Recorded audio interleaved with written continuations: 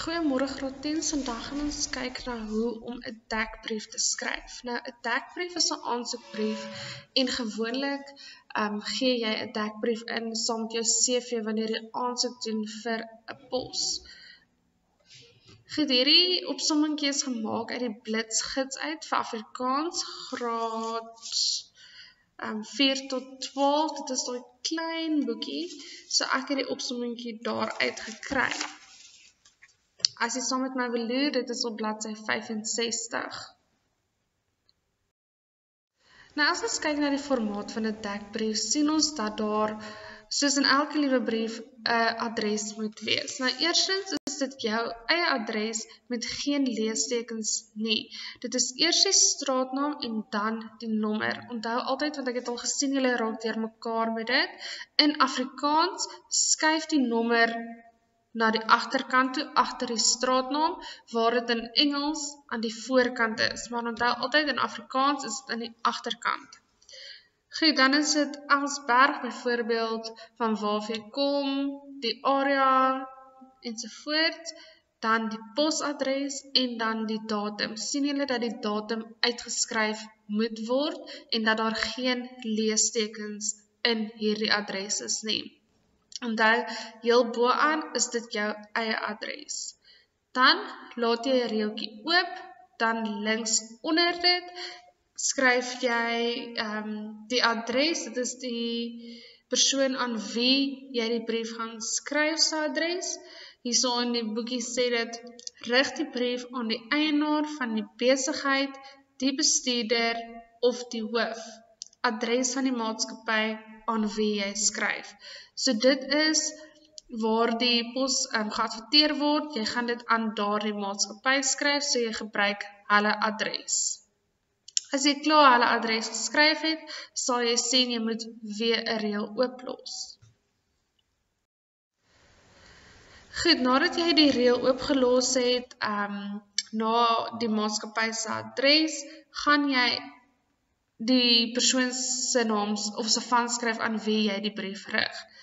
Hierso 'n voorbeeld is dit geagte meneer Klopper, so dit is die persoon aan wie jy die brief rig, spesifiek daardie persoon, so jy gaan daardie persoon se van daar inskryf. Dan moet jy weer 'n reël ooplaat en hierso skryf jy waaroor jou aansoek gaan. Hulle sê so noem waaroor die brief handel, dit kan in hoofletters geskryf word of onderstreep word. So as jy dit nie in hoofletters skryf nie, moet jy dit onderstreep as dit in klein letters geskryf word. So hierdie sê net vir die persoon waaroor hierdie brief gaan handel. Goed, dan los jy nog 'n reeltjie oop.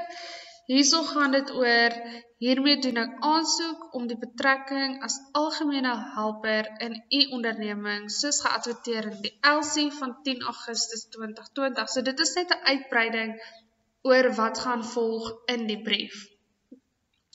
As jy klaar hierdie geskryf het, moet jy weer reël ooplos, dan begin ons nou met jou brief, die inhoud van jou brief. In paragraaf 1 gaan jy inligting gee oor jouself en waarom jy vir die werk aansoek doen. Byvoorbeeld, dit is jou droomwerk of hoekom jy spesifiek hierdie pos wil hê en hoekom hulle jou moet kies. Dan kom ons by paragraaf 2. Paragraaf 2 sê vir ons, neem hier jou goeie kwaliteite, byvoorbeeld, ek is hardwerkend en hulpvaardig ensovoorts. So dit is nou alles waarmee jy goed is, om hierdie mense nou aan te trek om jou om in hierdie pos aan te stel. Dan sal hulle ook moenie skaam wees om presies te sê waarmee jy goed is nie. So hierso moet jy jouself adverteer, hoekom jy die beste persoon vir hierdie pos is. So jy gaan al jou goeie kwaliteite en alles waarmee jy goed is in hierdie paragraaf vir hulle beskryf. Dan los jy weer reël oop, dan kom ons by paragraaf 3 van jou brief.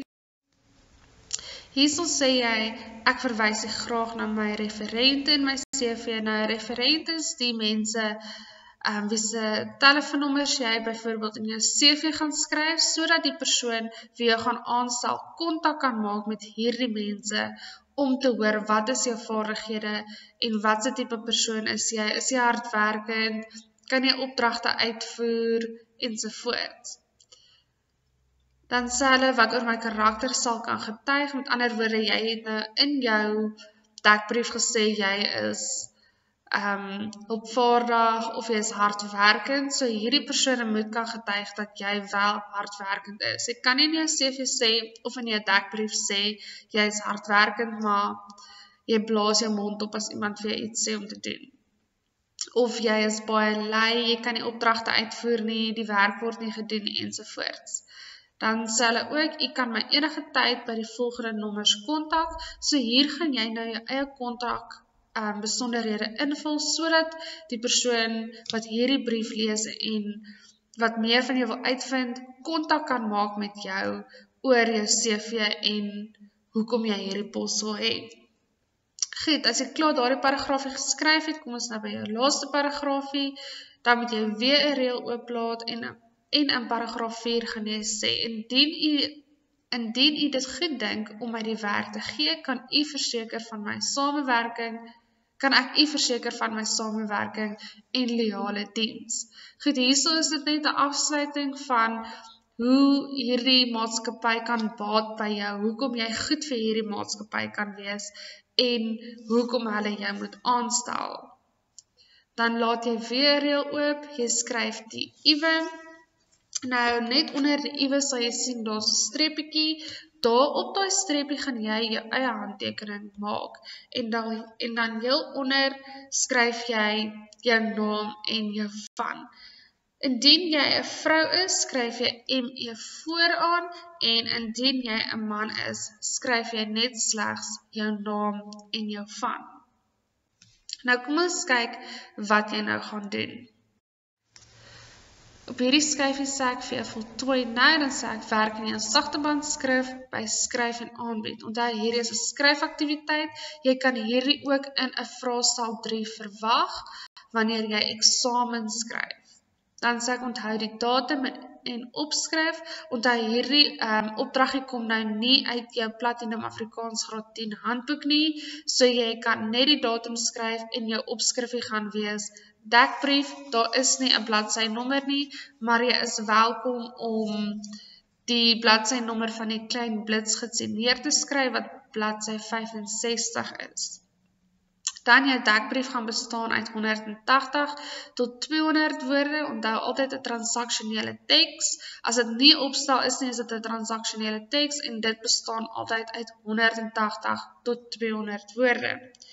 Nou wat belangrik is en wat julle altyd vra is of jou adres en jou aanhef ensovoorts deel vorm van jou aantal woorde.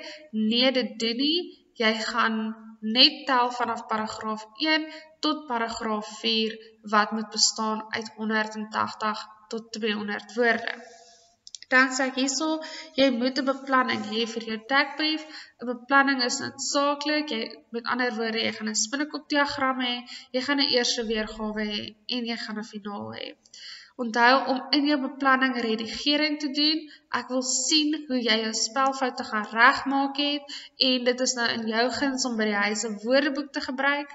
So jy mag gebruik maak van 'n woordeboek wanneer jy deur jou beplanning lees en die regte spelling daar skryf. Maar ek wil sien dat jy dit doodgetrek het en met 'n ander kleurpen dit reggemaak het.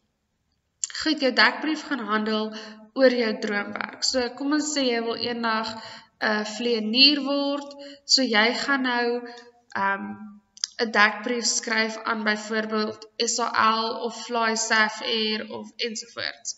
Okay, so dan sê ek ook, so jy gaan 'n dekbrief skryf vir die beroep wat jy eendag graag wil beoefen. So jy wil nou 'n vlieënier word, jy sien daar word 'n pos geadverteer vir 'n nuwe vlieënier by Fly Safair, so jy gaan nou hierdie dekbrief gaan nou saam met jou CV na Fly Safair toe gaan. So jy moet nou jouself so bemark dat hulle voel jy is die ideale persoon wat hulle in hierdie pos kan aanstel. So enigiets, as jy eendag 'n Springbok rugby speler wil word of 'n juffrou of enige iets, jou droomwerk. So jou dekbrief wat jy gaan skryf, gaan handel oor jou droomwerk wat jy eendag wil doen. Dan sê ek ook, onthou om die aantal woorde aan te dui aan die einde van jou brief. Dit is belangrik, as jy klaar jou brief geskryf en dan skryf jy net daaronder vir my woorde en dan jou aantal woorde. Dan sê ek NB, hierdie is nou so 'n bietjie van die onderwerp af, maar jy moet op jou eie tyd asseblief aangaan met die driehoekige sirkel, asook die vrae beantwoord. So met ander woorde, jy moet op jou eie tyd verder gaan lees, wat in die boek aangaan. Kom ons sê jy het nou al gelees tot en met hoofstuk 12, kan jy die vragies al gaan voltooi tot en met hoofstuk 12. Sterkte met hierdie werk en doen dit tot die beste van jou vermoë. Hierdie kan in 'n vraestel 3 na vore kom, so jy gebruik hierdie om dit in te oefen en om die formaat te leer ken.